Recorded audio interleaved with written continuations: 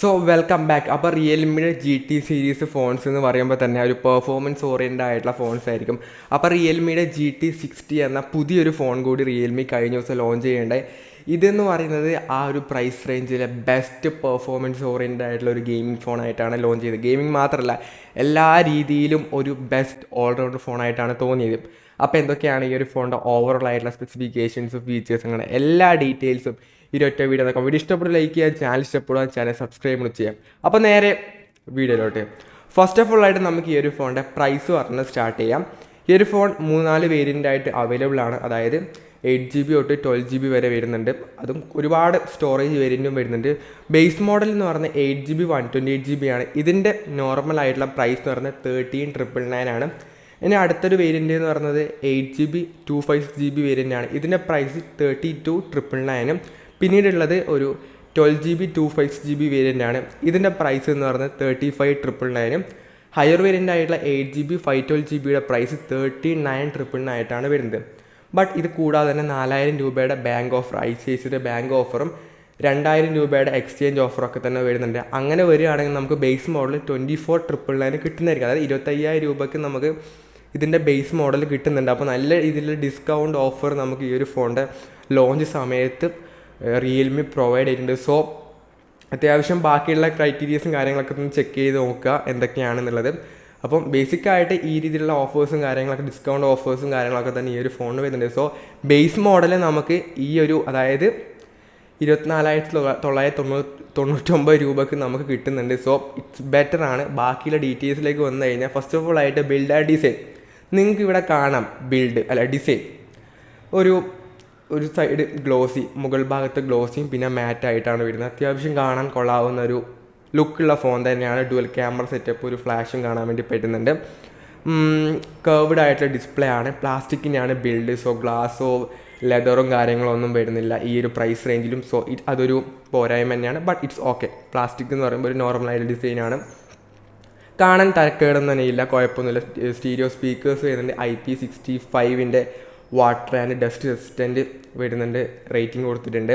പിന്നീട് 191 ഗ്രാമാണ് വെയിറ്റ് ആയിട്ട് വരുന്നത്. 8.65 mm തിക്നെസ് ഒക്കെ തന്നെ വരുന്നുണ്ട്. അത്യാവശ്യം ലൈറ്റ് വെയിറ്റ് ആയിട്ടുള്ള ഫോൺ കൂടിയാണ്. സോ ഡിസൈൻ ആൻഡ് ബിൽഡിനെ പറ്റി പറയുകയാണെങ്കിൽ ഇറ്റ്സ് ഓക്കെ.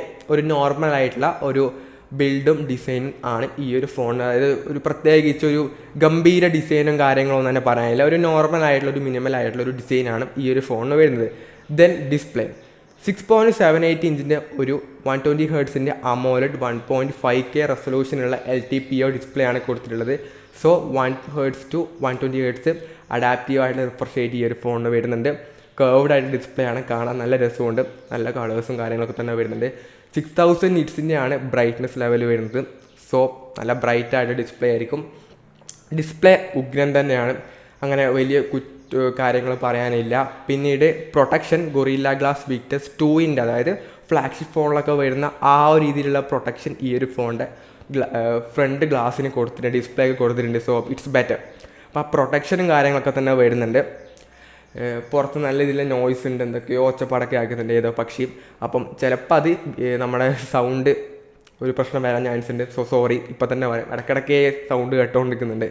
അപ്പോൾ സൗണ്ടിൻ്റെ ഒരു ഇഷ്യൂ ഉണ്ടാവും ഈ ഒരു വീഡിയോയിൽ. അപ്പോൾ ഡിസ്പ്ലേ വൈസ് ഇറ്റ്സ് ബെറ്റർ ആണ്. യാതൊരു തരത്തിലുള്ള കോംപ്രമൈസും ഈ ഒരു ഡിസ്പ്ലേയുടെ ഭാഗത്ത് ചെയ്തിട്ടില്ല. എന്തോ ചെയ്തിട്ടുണ്ട്. അപ്പോൾ നല്ലൊരു ഡിസ്പ്ലേ സെറ്റപ്പ് ഫോണിന് വരുന്നുണ്ട്. പിന്നീട് ക്യാമറയെ പറ്റി പറയുകയാണെങ്കിൽ സോണിയുടെ LYT600 എന്ന സെൻസറാണ് പ്രൈമറി ക്യാമറയിൽ യൂസ് ചെയ്യുന്നത്. പിന്നീട് സെക്കൻഡറി ക്യാമറ എന്ന് പറഞ്ഞാൽ 8 MP ക്യാമറയാണ്. അതും സോണിയുടെ IMX655 എന്ന സെൻസറാണ് കൊടുത്തിട്ടുള്ളത്. ഡുവൽ ക്യാമറ മാത്രമേ റിയറിൽ വരുന്നുള്ളൂ. റിയർ ക്യാമറ നമുക്ക് 4K 16 FPS വീഡിയോസും ഷൂട്ട് ചെയ്യാൻ വേണ്ടി പറ്റുന്നുണ്ട്. ഇനി സെൽഫി ക്യാമറയെ പറ്റി പറയുകയാണെങ്കിൽ 32 MP സെൽഫി ക്യാമറയാണ്. അതിൽ നമുക്ക് 4K 13 FPS വീഡിയോസും ഷൂട്ട് ചെയ്യാൻ വേണ്ടി പറ്റുന്നുണ്ട്. So camera it's okay. അത്യാവശ്യം നല്ല രീതിയിലുള്ള ക്യാമറ സെറ്റപ്പൊക്കെ തന്നെ വരുന്നുണ്ട്. എന്ന് വെച്ച് കഴിഞ്ഞാൽ ഗംഭീര സ്പെക്കും കാര്യങ്ങളൊന്നും ക്യാമറയിൽ വരുന്നില്ല. ബട്ട് ക്യാമറ യൂസ് ഒക്കെ നോക്കുക എങ്ങനെയുണ്ട് എന്നുള്ളത്. പക്ഷേ ഇതിൻ്റെ പെർഫോമൻസ് പ്രോസസ്സർ വെച്ച് വരികയാണെങ്കിൽ അത്യാവശ്യം സെൻസേഴ്സും കാര്യങ്ങളൊക്കെ തന്നെ, നല്ല സെൻസേഴ്സും കാര്യങ്ങളൊക്കെ തന്നെ ക്യാമറയിൽ പ്രൊവൈഡ് ചെയ്യുന്നുണ്ട്. അപ്പം നല്ല രീതിയിലുള്ള ക്യാമറ ഔട്ട്പുട്ട് കിട്ടാനുള്ള ചാൻസസ് ഉണ്ട്. ബട്ട് ക്യാമറ യൂസ് ഒക്കെ തന്നെ പെർഫെക്റ്റ് ആയിട്ട് നോക്കുക എങ്ങനെയുണ്ട് ക്യാമറ എന്നുള്ളത്. ബാക്കി സ്പെസിഫിക്കേഷൻ വൈസൊക്കെ ഇറ്റ്സ് ഓക്കെ ആണ്. Then performance Qualcomm Snapdragon 7+ Gen 3 എന്ന പ്രോസറാണ് ഈ ഒരു ഫോണിൽ കൊടുത്തിട്ടുള്ളത്. ഇതിൻ്റെ ആൻറ്റു ബെഞ്ചുമാർക്ക് സ്കോർ എന്ന് പറയുന്നത് 15 lakh, അറൗണ്ട് 1.5 million ആ റേഞ്ച് എന്തായാലും ഇതിൻ്റെ ആൻറ്റു ബെഞ്ചുമാർക്ക് സ്കോറും കാര്യങ്ങളൊക്കെ തന്നെ വരുന്നുണ്ട്. സോ പെർഫോമൻസിൻ്റെ കാര്യത്തിലൊന്നും നമുക്കൊന്നും പറയാനില്ല. ഗെയിമിങ്ങിനാണെങ്കിൽ വേറെ ഒരുപാട് പേപ്പർ കൂളിംഗ് സിസ്റ്റവും കാര്യങ്ങളൊക്കെ തന്നെ ഫോണിൽ കൊടുത്തിട്ടുണ്ട്. അപ്പം ഗെയിമിങ്ങിനാണെങ്കിൽ ഈ ഒരു ഫോൺ ബെസ്റ്റ് പെർഫോമൻസ് ഓറിയൻറ്റഡ് ആയിട്ടുള്ള ഫോൺ തന്നെയാണ്. റാം ടൈപ്പ് പറയുകയാണെങ്കിൽ LPDDR5X റാമും UFSൻ്റെ 3.1 സ്റ്റോറേജാണ് ബേസ് മോഡൽ 128 GB വേരിയൻറ്റിൽ വരുന്നത്. അതിൻ്റെ അപ്പുറത്തേക്കുള്ള വേരിയൻറ്റിൽ വരുന്നത് USFൻ്റെ 4.1 ആണ് സ്റ്റോറേജ് ടൈപ്പ് കൊടുത്തിട്ടുള്ളത്. സോ ബേസ് മോഡലിൽ അത് മാത്രമേ വരുന്നുള്ളൂ. കാരണം USFൻ്റെ 4.1 നമുക്ക് 128 GB അതിൽ വരുന്നില്ല. അപ്പം അതുകൊണ്ടാണ് ആ ഒരു വേരിയൻറ്റ് മാത്രം 3.1 വരുന്നത്. അപ്പോൾ ആ ഒരു വേരിയൻ്റ് അത്യാവശ്യം കുറച്ച് ആൻറ്റു ബെഞ്ചുമാർക്ക് സ്കോറൊക്കെ തന്നെ എന്തായാലും കുറവായിരിക്കും. പിന്നീട് 3 വർഷത്തെ ആൻഡ്രോയിഡ് അപ്ഡേറ്റും 4 വർഷത്തെ സെക്യൂരിറ്റി അപ്ഡേറ്റും പ്രൊവൈഡ് ചെയ്യുന്നുണ്ട്. ഔട്ട് ഓഫ് ദ ബോക്സ് ആയിട്ട് വരുന്ന ആൻഡ്രോയിഡ് 14 Realme UI 5.0 ആണ് യൂസർ ഇൻ്റർഫേസ് ആയിട്ട് വരുന്നത്. അത്യാവശ്യം ആഡ്സും ഡോട്ട് വയേഴ്സൊക്കെ തന്നെ ഉള്ള UI തന്നെയാണ് Realme UI എന്ന് പറയുന്നത്. It's okay. ദെൻ ബാറ്ററി പറ്റി പറയുകയാണെങ്കിൽ 5500 mAh ബാറ്ററി, 120 വാട്ടിന് ഫാസ്റ്റ് ചാർജിങ് ഒക്കെ തന്നെ വരുന്നുണ്ട്. 0 to 50% ആകാൻ ഓൾമോസ്റ്റ് 10 minutes മാത്രമേ വേണ്ടൂ.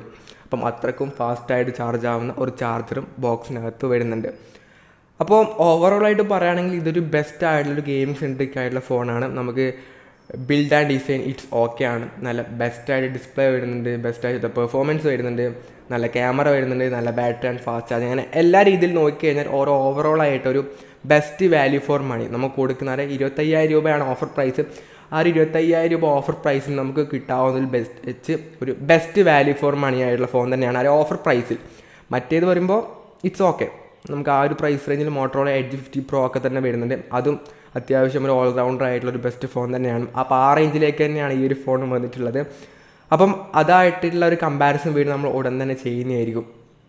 അപ്പോൾ എന്താ പറയുക, ഈ ഒരു പ്രൈസ് റേഞ്ചിൽ അതായത് നിങ്ങൾ വാങ്ങാൻ ഉദ്ദേശിക്കുന്നുണ്ടെങ്കിൽ ആ ഒരു ഓഫർ പ്രൈസിൽ വാങ്ങിക്കഴിഞ്ഞാൽ നിങ്ങൾക്ക് നല്ലൊരു വേർത്തായിട്ടുള്ള നല്ലൊരു വാല്യൂ ഫോർ മണി ആയിട്ടുള്ള ഫോൺ തന്നെയാണ് ഈ ഒരു Realme GT60 എന്ന് പറയുന്നത്. അപ്പോൾ ഈ ഒരു വീഡിയോ യൂസ്ഫുൾ ആയെന്ന് പ്രതീക്ഷിക്കുന്നു. This is from Abhinav signing off. By.